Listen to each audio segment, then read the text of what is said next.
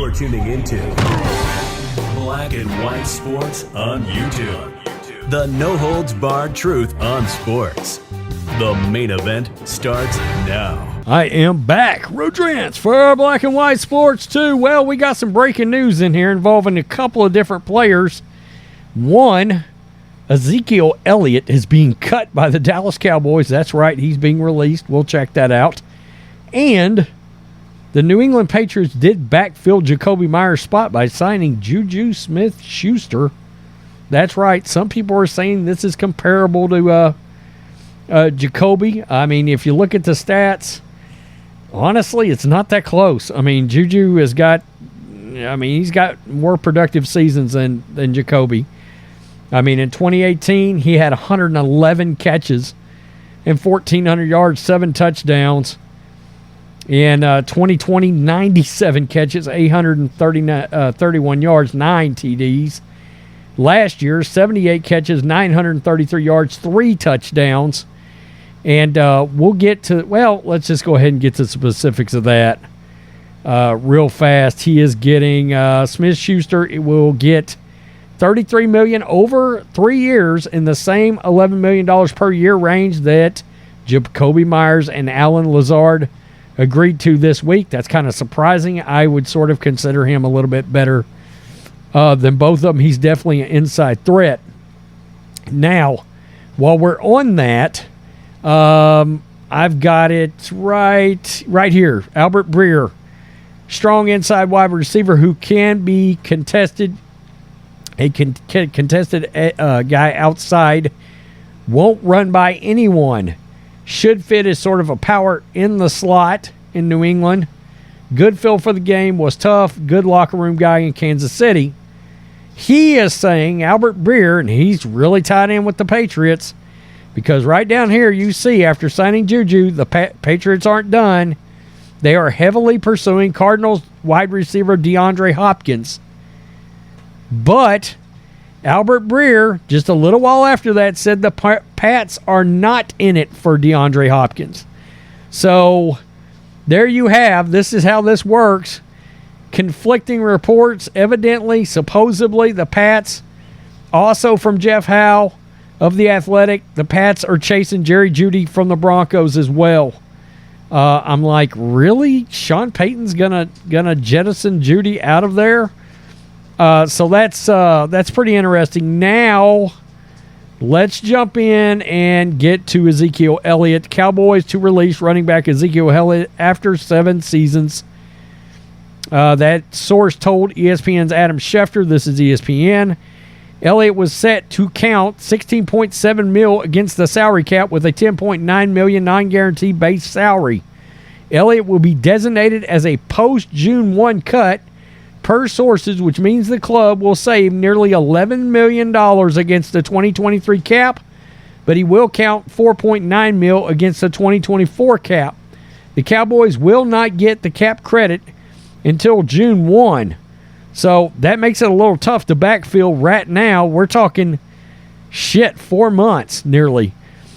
At the recent NFL Combine, team owner and general manager Jerry Jones remained open to the possibility of keeping Elliott and Tony Pollard, who was given a $10.091 million franchise tag, but was always unlikely. Elliott would have to accept a substantial pay cut, and it's not clear the Cowboys even made such of an offer. In 2 of their high-profile releases in the past, they did not offer pay cuts to DeMarcus Ware or Dez Bryant. By the way, DeMarcus Ware did go on to be productive with the Broncos. In 2019, Elliott signed a 6-year extension worth $90 million that includes $50 million in guaranteed money. By the way, that was considered one of the worst contracts in all of football. But his numbers fell off in the past 3 seasons, topping 1,000 yards, and that was 1,002, only once in 2021 when the league expanded to a 17-game schedule. Injuries slowed Elliott, and it goes on to talk about partially torn posterior cruciate ligaments, hyperextended right knee, etc., etc. Pollard ran for 1,007 yards and scored 12 touchdowns and was named to the Pro Bowl. Elliott had a career low 876 rushing yards in 2022. He scored 12 touchdowns and remained a top shortage back and pass protector. Interesting here. And this is actually unintentional, but it just crossed my mind. He seems like just the type that somebody like Bill Belichick might give a $4.5 million flyer to as a short yardage back, goal line guy. And who knows? We've seen him take older running backs and get a little steam out of them. And that just crossed my mind as I was doing this video just now on the spot. I'm like, you know what? I mean, Corey Dillon, Steven Jackson, we've seen it before. You guys know what I'm talking about when it comes to the Patriots and sort of running backs that clubs gave up on, and they got a little more juice out of them. So I wonder about that. It just crossed my mind. I was like, well, you know what? Kind of seems like a guy that, a high-profile guy, Ohio State, big college, does fit sort of Belichick's MO there. And Bill O'Brien, I still wonder about O'Brien and DeAndre Hopkins because some of their issues with the Texans when O'Brien was the head coach. But supposedly DeAndre Hopkins has been come out vocally and said any of their issues have sort of been squashed. I don't know. I would have assumed these two may have talked already. Bill O'Brien and D-Hop, I don't know. I like the JuJu signing. I would have liked it more if Jacoby Myers would have stayed.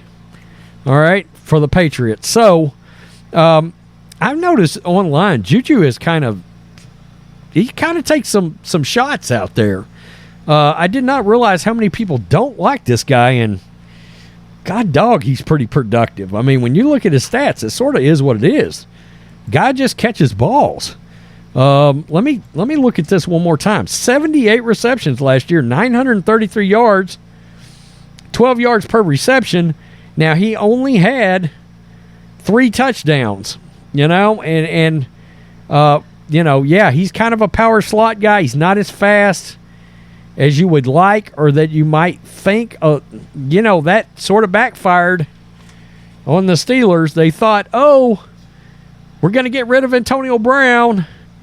JuJu's the next guy up, and that kind of never happened. They sort of played off each other in their time together, and when JuJu was solitarily the man, that didn't work out. Now, one could say he's the only name on the roster for the for the Patriots, but they just got rid of JuJu. They got Hunter Henry.